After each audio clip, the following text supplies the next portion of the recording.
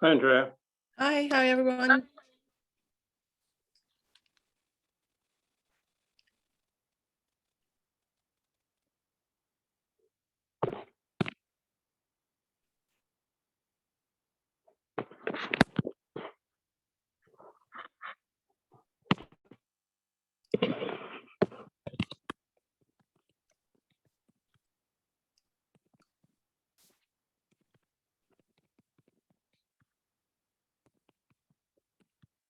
I'm just going to give everyone a couple more minutes to join.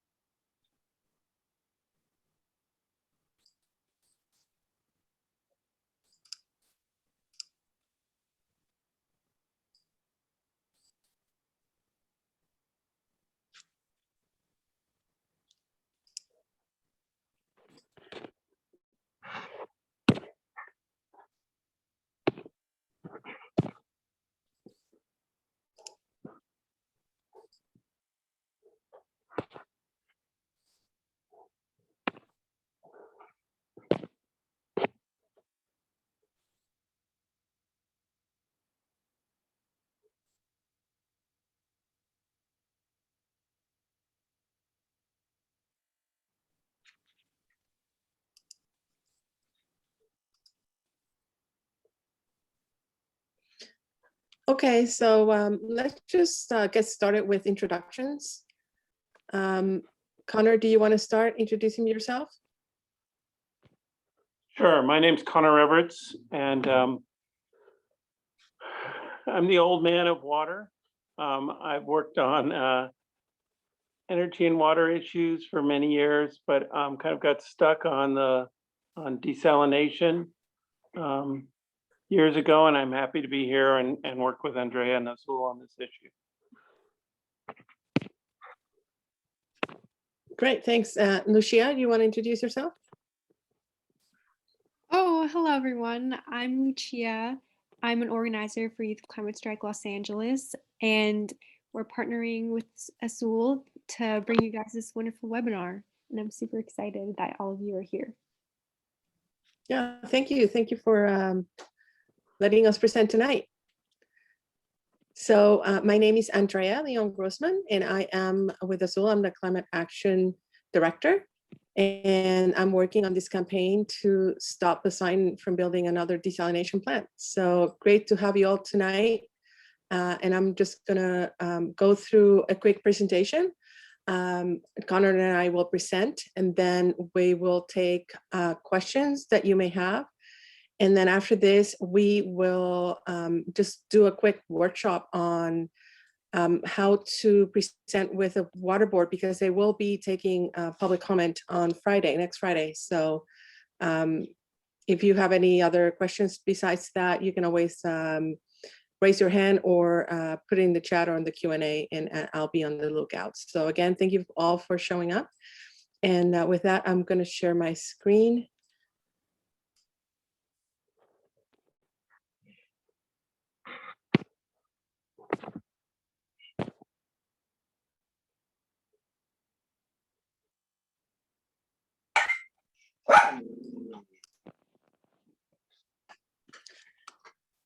So, okay, so let me present the environmental and social injustice in the case against Poseidon in Huntington Beach. First off, I think it's worth mentioning that in California, we have the human right to water. That was established in 2012, and it's the law. AB 685 declared that every person in the state has a right to clean, safe, and affordable drinking water. Now, that was not enough. So in 2019, Governor Newsom signed SB 200 to provide funding to achieve that goal. One of the reasons that is going on is in many places in California, especially in the Central Valley, there's still people who do not have access to especially clean drinking water. Big Ag and Big Oil get first dibs into our potable water, and then they contaminate our groundwater in our aquifers. So by the time the people actually need the water, is contaminated. So they usually end up having either to haul water or get bottled water for consumption, which is a tragedy. More needs to be done. Just having a human right to water is nice to have on the wall or something, but what we really need to enforce it, and it's always under attack, as we will see. Another fact that is worth mentioning right now in terms of consumption, the average person in the US uses about 156 gallons per person per day, when persons around the world use far less. But we do have a bill, AB 1668, that was introduced a few years back when we had the big drought, that looked at how could we use water more efficiently and more responsibly, so that we can actually do 50 gallons per person per day by 2030. So we need to start building up efficiency and again, just have water agencies plan for that type of consumption. And recently they just introduced an amendment to that to go down to 40 gallons per person per day for multi-family dwellings, because they know that people who live in those type of dwellings use less water since they don't have to irrigate landscaping. It's also worth mentioning in terms of resiliency and jobs, especially when we talk about the Green New Deal, that is not all about energy in terms of jobs. Water also uses energy, and water is life, as we all know. So we really need to be aiming to look for 100% local water that is, again, locally sourced. So that means stormwater capture, rainwater capture, and the difference is rainwater capture is similar to what I have, like in terms of rain barrels or a cistern at home. Stormwater capture is more the wholesale, meaning what the city or the county might do in terms of capturing that from the street and putting it into storage or into the groundwater. Also water recycling, efficiency, recharging the groundwater and the aquifers, also through porous surfaces or, unpaving different surfaces. Gray water systems, like if you have a shower and also your laundry, that water could be reused for watering outside. Also industrial reuse. So if you have a factory that uses water, they should be able to basically recycle their own water and reuse it. So those are many ways that we can actually improve our water use and decrease the amount of energy that we use moving that water, and again, be more resilient. Also, a lot of talk is being done in terms of water infrastructure. And then people always think, well, are those dams, are those pipes? So, what kind of infrastructure is that? And for instance, with pipes, we know we have a lot of leaks. The leaks in general in California are between 8 and 10%. And just fixing those leaks could provide more water than any desalination plant or dam could ever produce. So we really need to be focusing on that. And we also know that Wall Street is really good at speculation and just producing money for a few wealthy people. So it's always worth looking into who's benefiting from what kind of project and what kind of infrastructure. So that's another issue that we need to be looking at.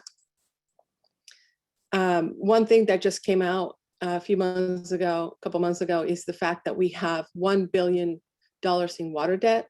So it's not only people who are unable to paying their rent right now, or even their electricity, but also their water bills. And this affects us all, because if people cannot pay $1 billion in water, a lot of water agencies can be in trouble. And we really need to be thinking about how we're going to solve this issue to ensure, again, everyone has access to water, especially in the middle of a pandemic.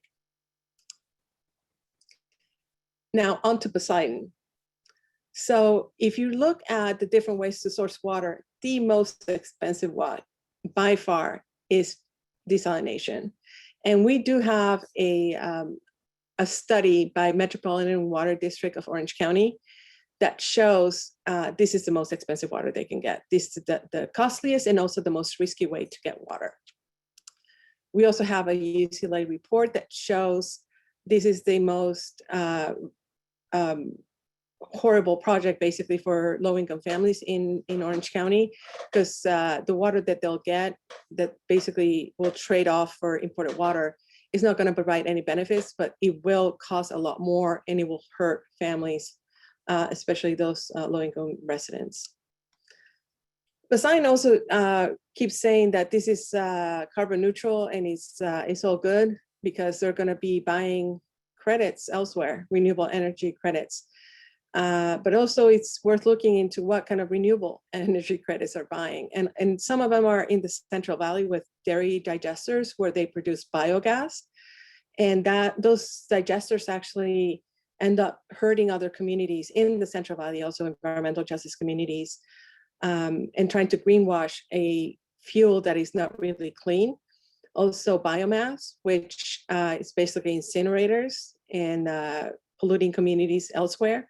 And they even have some credits in Ecuador, in forestry credits, that end up hurting people even in other countries. So it's really ludicrous for Poseidon to say that this thing is going to be carbon neutral when really is the opposite. It will hurt people here and it will hurt people elsewhere. As I said, this is very energy intensive. And as we have seen year after year, we just keep getting warmer and warmer. We keep getting heat waves. And when we are all asked to conserve energy, basically Poseidon can keep just running this thing to privatize water. A plant like this will use the same amount of energy as 35,000 homes day in and day out. So when they call for a flex alert, we all have to conserve, but Poseidon can keep using this thing, even though that we might be getting blackouts or brownouts. This thing will also kill marine life. And not only at the intakes, which are 72 inches in diameter, as Poseidon actually has a video online saying that, but it's the intakes that kill marine life. And then they can only desalinate half of the water that they intake. So you have about 50 million gallons of brine, toxic brine, along with chemicals dumped back into the water. So you have dead zones everywhere. And they want to do this day in and day out for 50 years. We also know that many low-income residents go to the pier to fish for food, especially now. So all that will be affected. We just cannot afford to have this. And again, once we go this rabbit hole and spend money on something that is so expensive, $1.4 billion, it will take money away from the solutions that we really need, recycling plants, reducing demand by having efficient appliances, and investing in stormwater capture. So we really cannot afford to have a boondoggle-like design in Southern California. We already have one in Carlsbad. It has turned out to be absolutely a nightmare. And as Connor will explain, it's really expensive, and having another one is just unconscionable. So with that, I'll pass it on to Connor.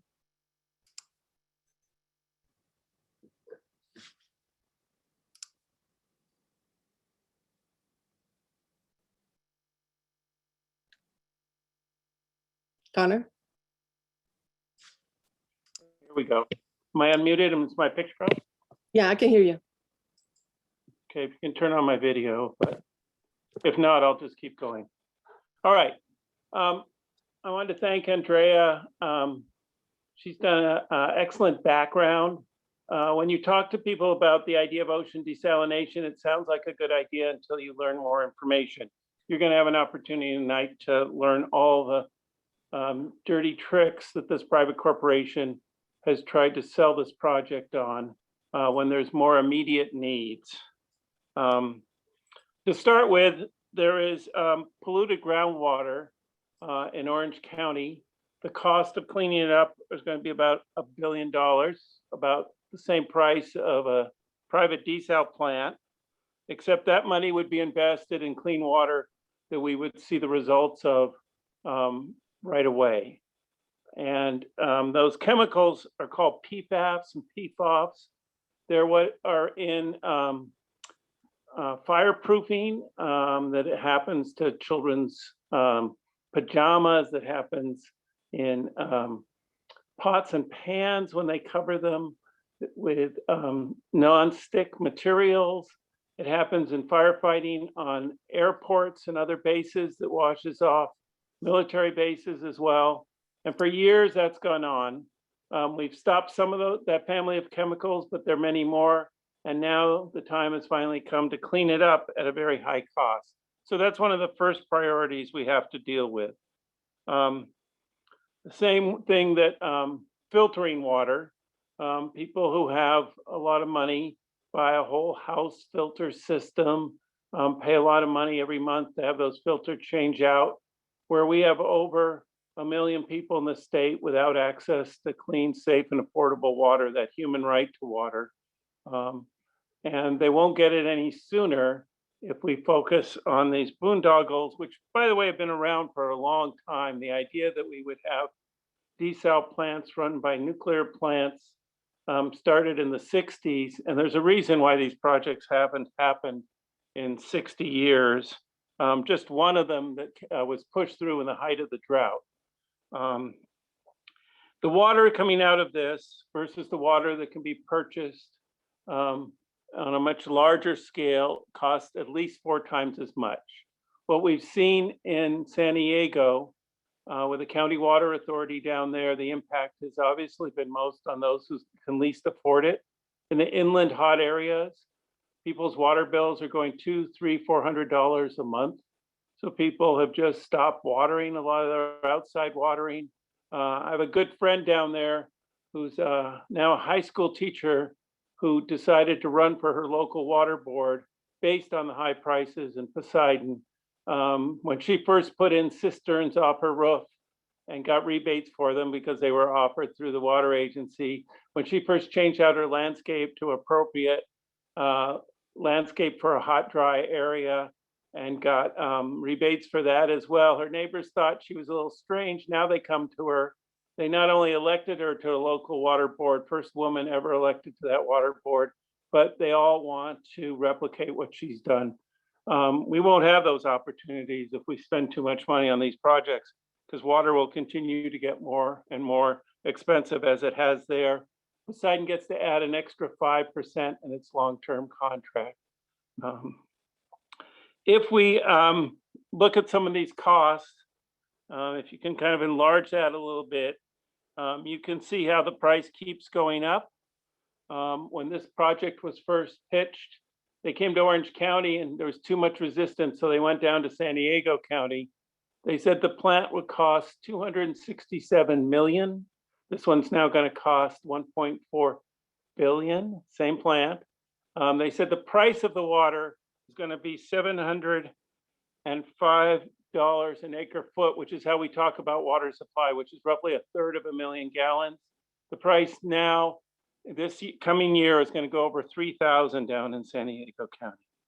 So the costs are broken down here in monthly costs, but they're real. And when Poseidon says it'll just cost a cup of coffee for everybody that buys water, that isn't true. So already water cost, and as we mentioned, the water debt that's built up in the last year that was already an issue for people. There are people that owe over $1,000. If not for the moratorium on shutoffs, people would have their water shut off already. And when that day comes and the governor says we're no longer in an emergency, maybe as soon as June 15th, then we don't have a solution for that at all. So we have a good example in San Diego, how it was heralded as a great solution. In truth, people saved more water during the last 6-year drought than the plant could produce. And by the time they were finished, they didn't even need the water coming out of the plant. They had to pay for it, whether they needed it or not. So they actually dumped it in a reservoir and had to treat it again. There are some people say that there's good desal plants. I would say at this point, the only good one is one that isn't built.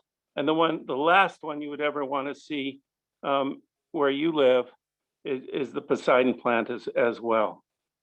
So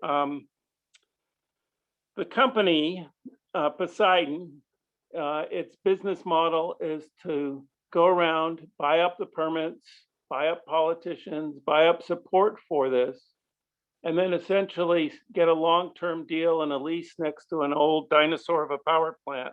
And they do that by buying as many lobbyists as possible. There's a long list here of the lobbyists, the lawyers, and even the housing development company, Brookfield from Canada, that's bought into desal as well.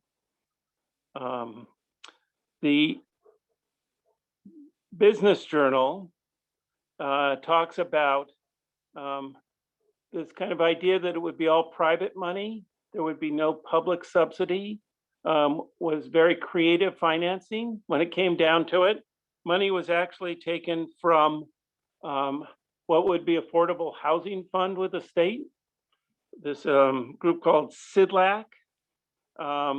Money was taken as a subsidy from the Metropolitan Water District, the large wholesaler, at a far higher rate than it should be through conservation.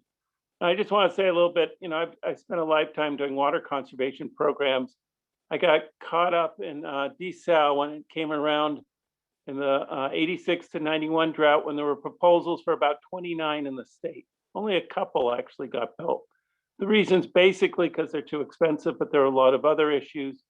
We go with climate change, we have greater extremes of hot and dry. I don't like to use the word drought, but from hot and dry to flooding, essentially. We'll go longer times now without constant rain. So there's opportunities to capture and reuse water, which is recycle water, which is a euphemism for really taking sewer water, which used to be dumped in the ocean, treating it to the point where it's cleaner than it comes out of your tap. It's done by filtering it many times using UV filters, the same kind of filters as we use for desal at a fraction of the cost and a fraction of the energy, and then filtering it back down to the ground and treating when it comes up again. That way we can maintain the groundwater. Orange County and the north part of the county has huge stores of underground space called aquifers to put that water in. So now we come down to the point of what you can do and what's coming up in these hearings that have been going on, this latest one for about 3 years. This will give them the first permit to actually say whether they need a desaler plant or not. You can guess what we say, and with reason, that it's unneeded. And if it is needed, what kind of mitigation they'd have to do for the impact, both on the intake, sucking in the life force of the ocean, the little stuff, the fish eggs, the larvae, the plankton, and then by the ton, killing 100% of that and dumping it back out, along with brine and chemicals concentrated. So the staff report, after hours and hours of testimony, we had 28 hours over 3 days before.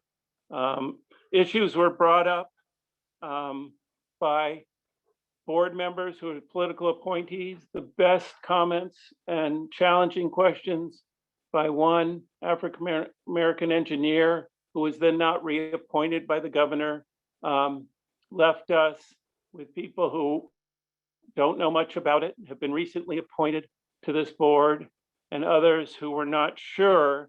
But the big staff report is still a disappointment because it doesn't deal with the basic issues of whether we're going to need the plant, honestly, whether we can afford the plant, and whether we should really be discussing the mitigation before we've decided those issues.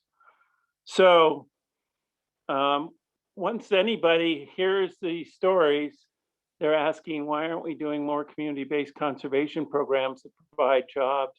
Why aren't we cleaning up what we currently dump in the ocean 100%? Why aren't we capturing stormwater? And even the kind of unsexy thing, no one realizes how much underwater energy, embedded energy in water is lost through big main lines, trunk lines, and even individual lines. But Orange County, the agency that does this, the conservation, all these programs, is the Municipal Water District of Orange County. Its sister agency that did the groundwater and the good recycling is the one that now wants to make a bad deal with Poseidon. We can't figure out any reason besides corruption that they'd want to do that. So speaking opportunities, which they want you to sign up beforehand, are on April 23rd. It starts at 9. It goes on for most of the day. I imagine we may even get extended to the second day that they have listed on the 29th. We are hoping that they listen to reason. If they don't, we will appeal this decision at this Regional Water Quality Control Board, Santa Ana. It covers that watershed of the river. Then it will go to the Coastal Commission probably in July. And they've always shown that they have, their staff has put together a comprehensive response to this. And we would expect that again. So we would need people to help. Again, is at that stop, which could be the last stop. And we want the Metropolitan Water District to stop subsidizing this at $475 an acre foot when conservation only still gets $195.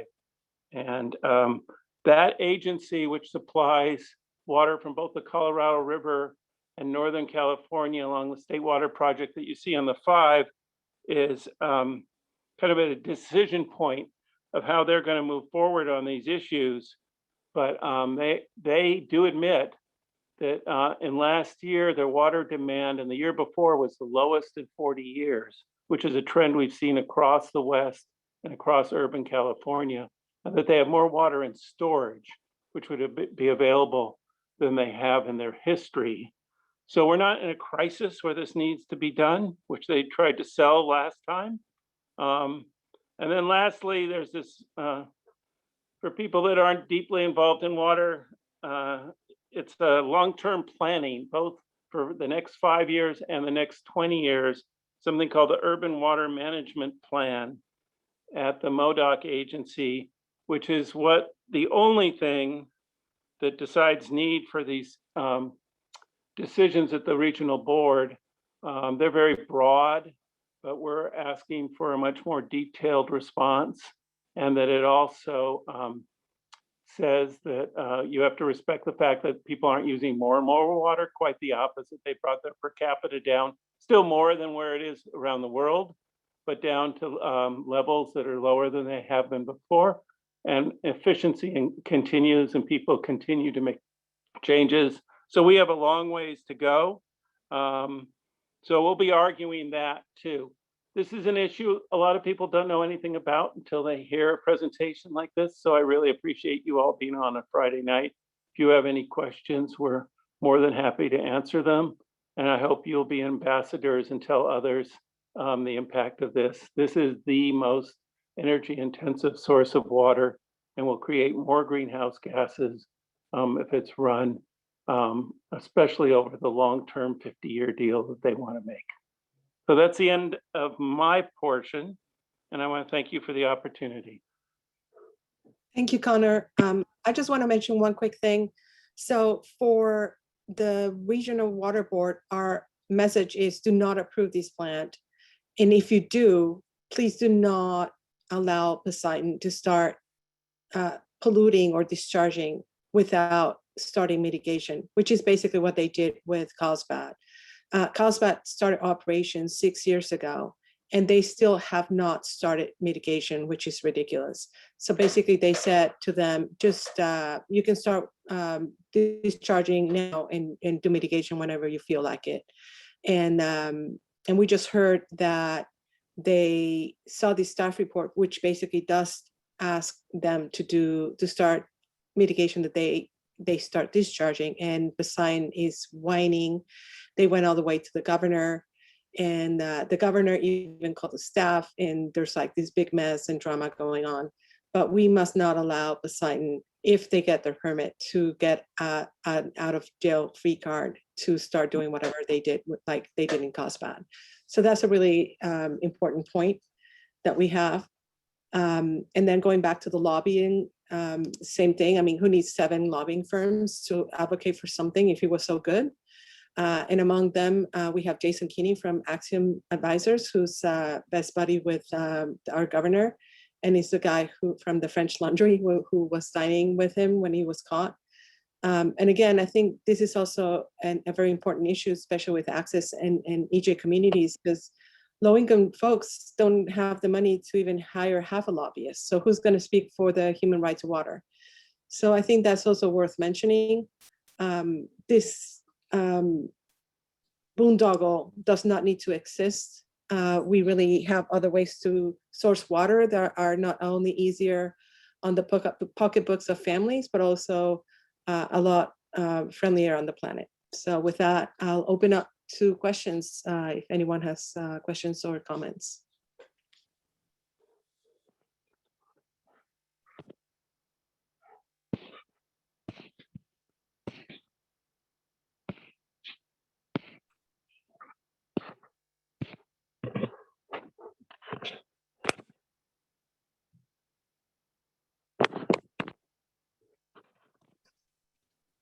I guess we did a great job. Andrea, nobody has any questions.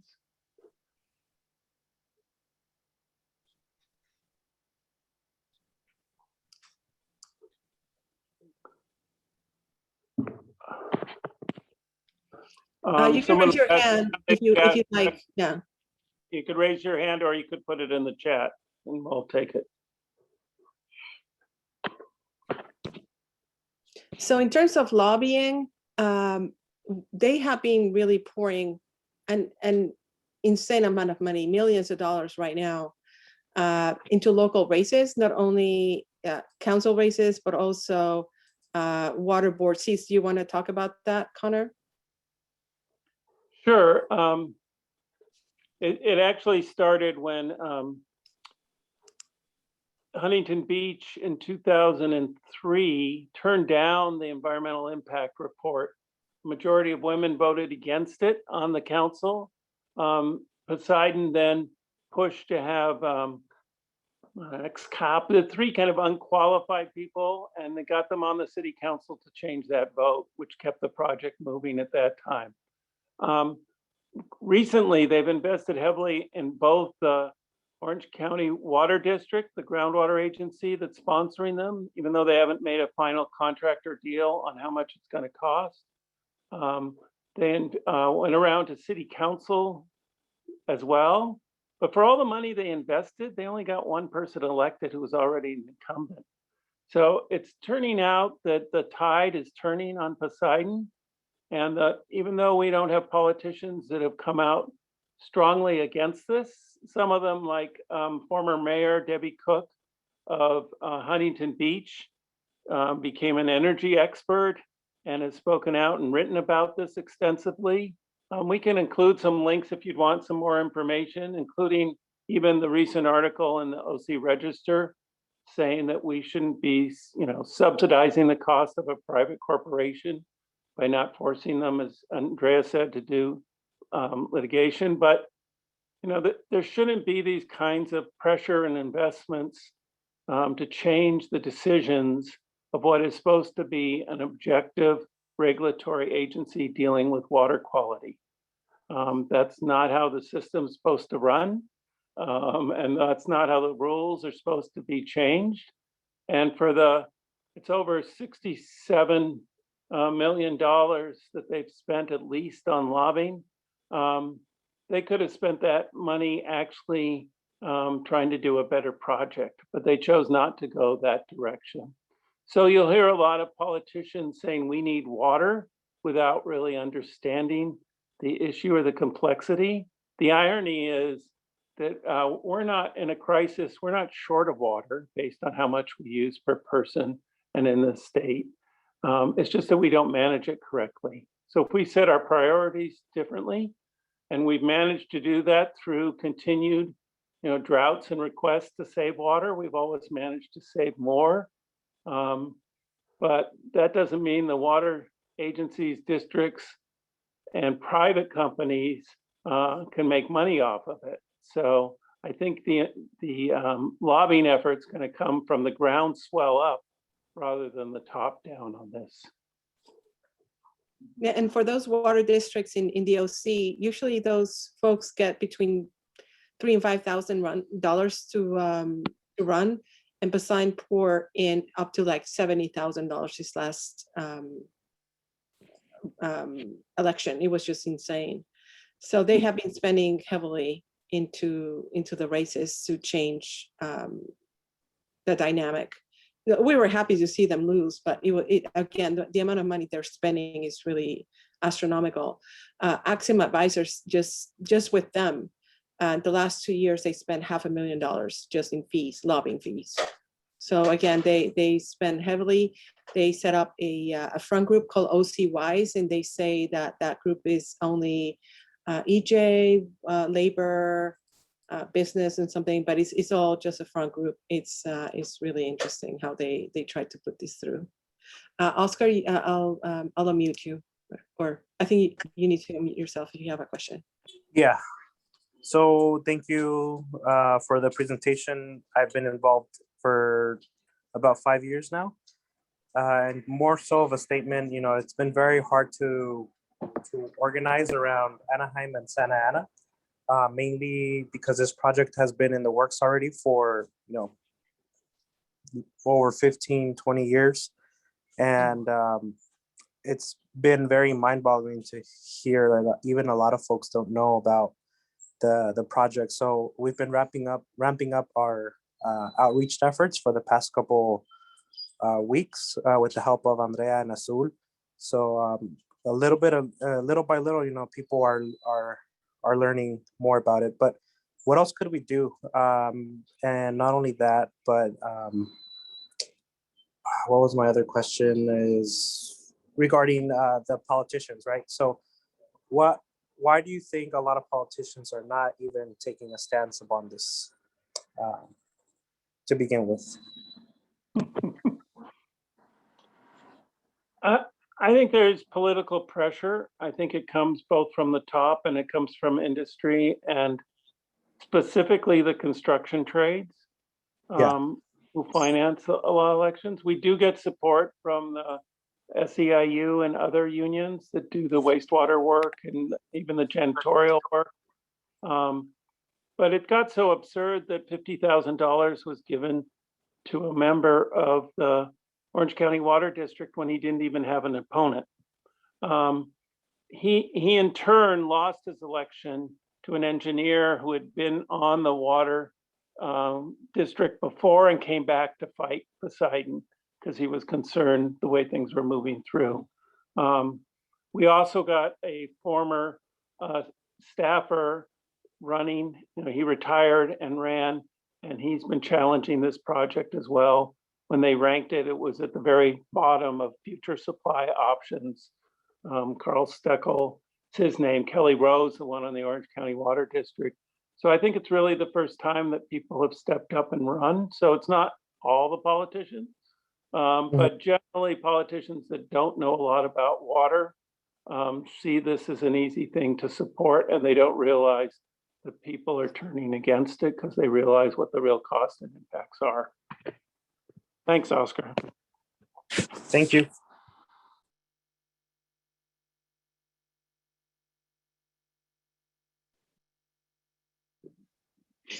Hello, can you hear me? Yep. All right. I believe I don't hope I'm not cutting in front of anybody, but I got a notification. Anyways, I have a quick question. It was just you probably mentioned it and it slipped by or something. But what was the lifespan of this Poseidon plant supposed to be if it were to get up and running successfully? Is it indefinite, or is there is in 50 years, or So what are we talking? what they want is a 50-year take or pay contract. And what that means is that even if we don't need the water, so let's say that 1 year we just get like rain every day, and it's just, you know, we even get like a 500-year rain, which we could get with climate change. And we just have more water than we know what to do with. We still have to pay for this water. And by the end of the 50 years, what Poseidon wants to do is hand the facility over to the state, so we get to pay to decommission this thing. And this facility is similar to a car, so it doesn't get more efficient with time. It actually is the opposite. They did a 30-year with Carlsbad. They were going to do a 30-year with Huntington Beach, but they got too ambitious, and now they want a 50-year with Huntington Beach. It's also worth mentioning with Carlsbad, they did have a something in the contract that they committed to delivering 50 million gallons, I think per day, and they have not been able to deliver that. And because they have basically not done that, they've been losing money on that facility because of that. So they want to remove that from the contract in Huntington Beach. So they basically are fine-tuning their contract just to make this just a cash cow for Brookfield, which is the parent company of Poseidon, which it happens to be a foreign company. So that means the profits don't even stay here. So they want to build this private entity with public money, including affordable housing money, for just private profit, Wall Street money. Interesting. Thank you. Thank you. And if we look at what sea level rise will be in 50 years, if we look at how water demand has dropped in the last 30 or 40 years, even with population increases, and if we look at the technology, this plant will be out of date, and Poseidon will be trying to offload it. We've built desal plants before in the state, and they sat idle because they weren't required to run all the time. The best thing to do because of the cost was not run it. And even when it wasn't run in San Diego because of mechanical problems or when there's a red tide, then the consumers win because the costs go down.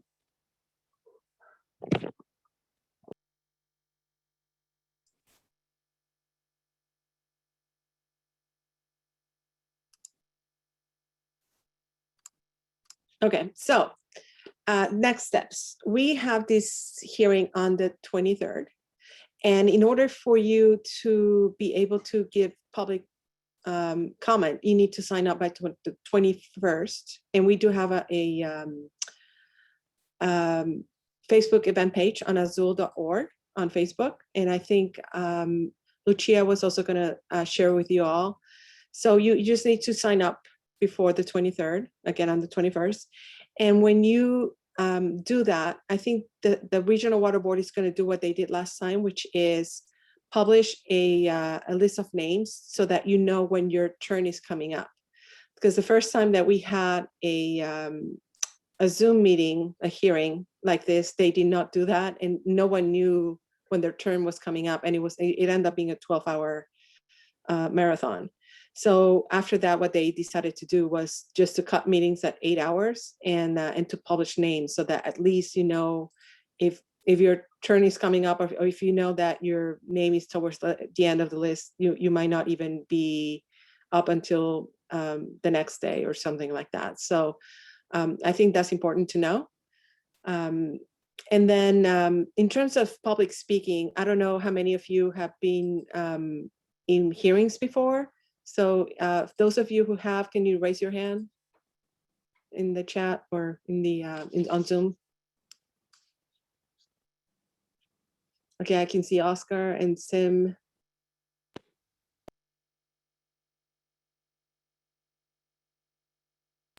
Okay, so there's a couple of you.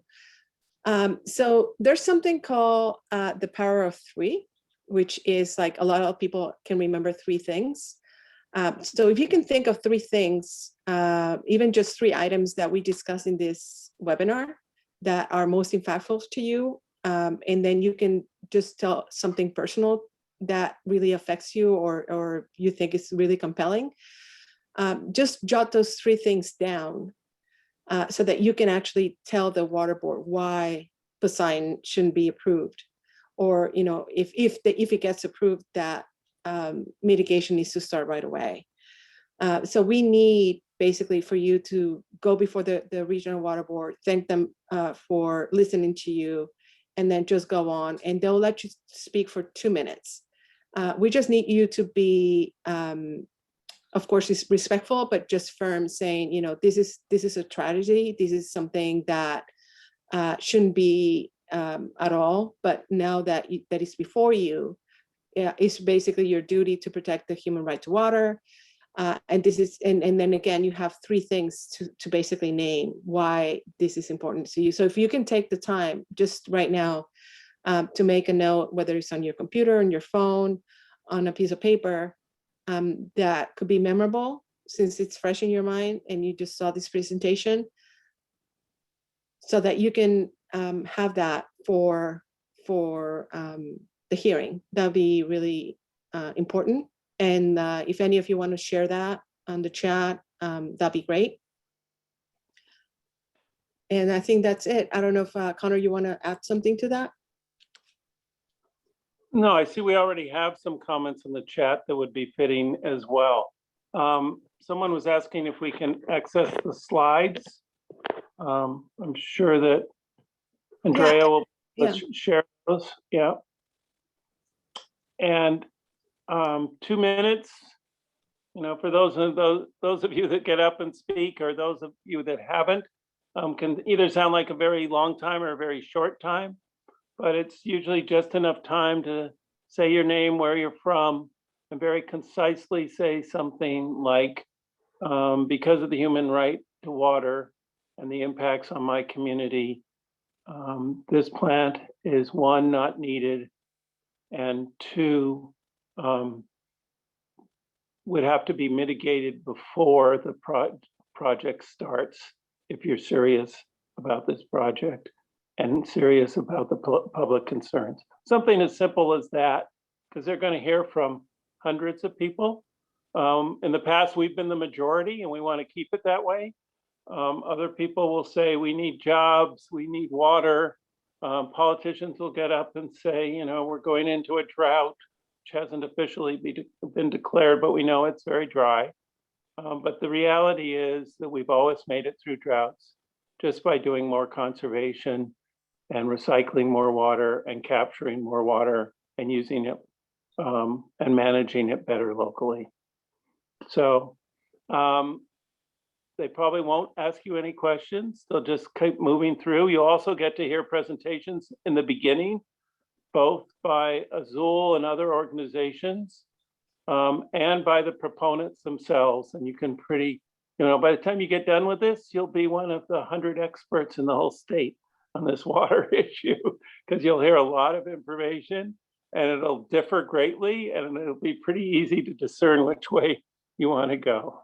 So I think it's an exciting historic moment. This has been going on literally for 21 years, from the first time I came down to a Huntington Beach City Council meeting. And again, there's a reason why bad projects aren't built and they shouldn't be built, and this is one of them.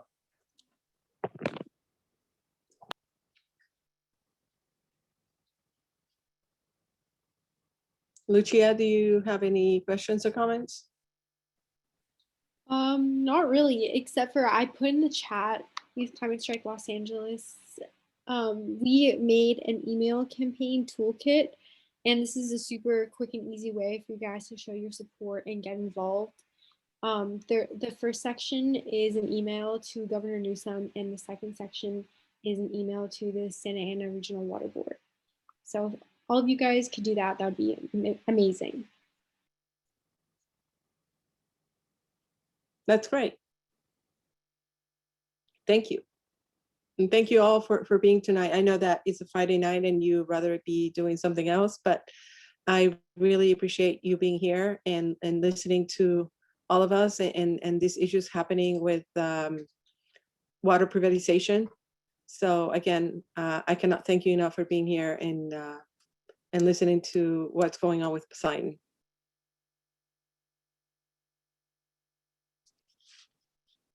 So with that, I'll close the session. And again, I'll put my email in the chat if you would like to contact me. And I'll do the same. And I see someone says they're not from Orange County. You don't have to be. Actually, I'm not. But this is going to impact the whole region. And the air pollution it creates will impact areas inland. And the subsidies are going to hit everybody actually across the state, but specifically in the greater Southern California region as well. Yeah, and the end game for Poseidon is not just to stop at Orange County. They are already eyeing a plan in El Segundo. So they would love to just keep building these boondoggles along our coast, and we need to stop that. Let's send them home to Connecticut and Boston. And Canada, yeah. And Canada and Brookfield to Canada. Okay, well, thank you, everyone. Have a good night and a great weekend. And I hope to hear you and see you on Friday. So please sign up by the 21st by 5 p.m. Thank you so much.